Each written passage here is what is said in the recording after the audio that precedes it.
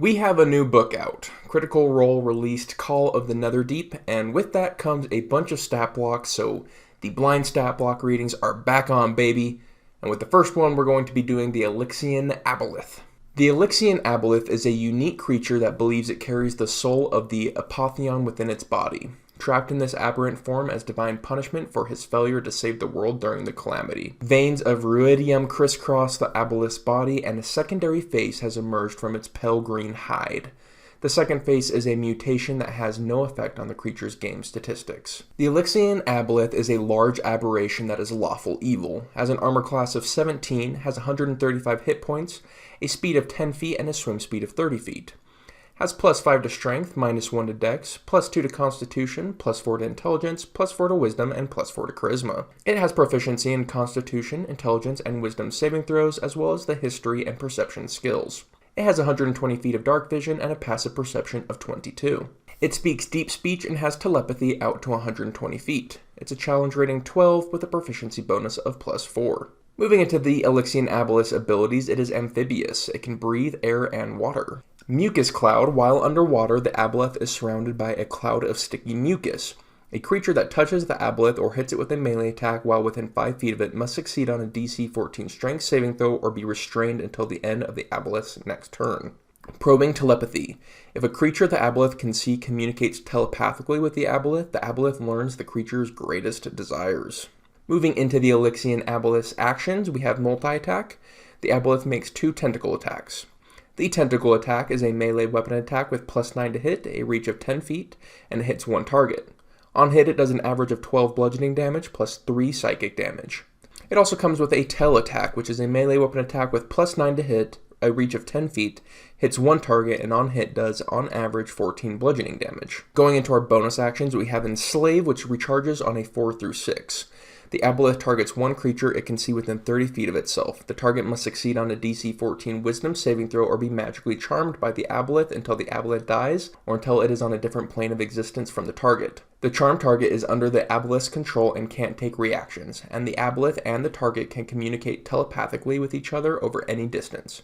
The charmed target can repeat the saving throw whenever it takes damage, ending the effect on itself on a success. No more than once every 24 hours, the target can repeat the saving throw when it is at least 1 mile away from the Aboleth. The Aboleth can take 3 legendary actions and has 2 options to choose from.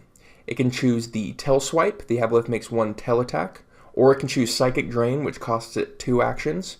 One creature charmed by the Aboleth takes, on average, 10 psychic damage, and the Aboleth regains hit points equal to the damage dealt. The Alyxian Aboleth's tactics really begin with how powerful its charmed effect is. Because it really has no time limit, it is a very, very powerful save or suck. In the scenario of a combat, the only reasonable way they're going to get a repeat saving throw is if their allies take the time to do damage to them. So now the allies are spending actions to do damage to their allies, and that's a really powerful setup. So for me, I feel like the Alyxian Aboleth, being as smart as it is going to revolve around that charm feature. So what this means for its legendary actions is that it's not going to be using Psychic Drain very often because that will potentially lose them their ally. So most of their legendary actions are going to be used for Tail Swipe. The Alyxian Aboleth's best defense is its water movement, its water breathing, and its dark vision. So staying in very dark, murky waters, being able to attack from there. And now people are going to have a hard time attacking unless they can go in the water. Now if they're in the water, they have to deal with the mucus cloud.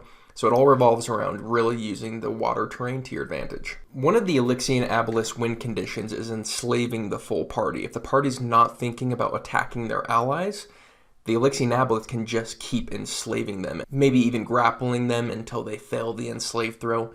But once they're all enslaved, now that's a really interesting situation because you have the whole party who's basically mind controlled, and that could be a setup for a time skip, where all of a sudden the Alyxian Aboleth for the first time in a long time is driven away from its lair, and your party kind of comes to, having been slaves for who knows how long. So you can have the whole world have changed during that time period. So it's an interesting time skip mechanic. Another unique mechanic to point out is the Alyxian Aboleth. Once it telepathically connects to someone, it knows their greatest desire. So it's going to want to convince enemies to telepathically communicate with it.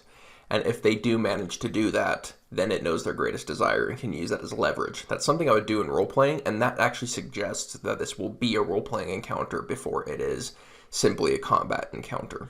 But past that, the tactics are very simple and straightforward. It uses its multi-attack tentacle, uses all of its legendary actions to Tailswipe unless it needs to heal, stays within water and plays defensive, waiting for its recharge and trying to get as many enslaves off as possible. Because it has such high wisdom and intelligence, I would allow it to target people who specifically have bad wisdom saves to begin and go from there.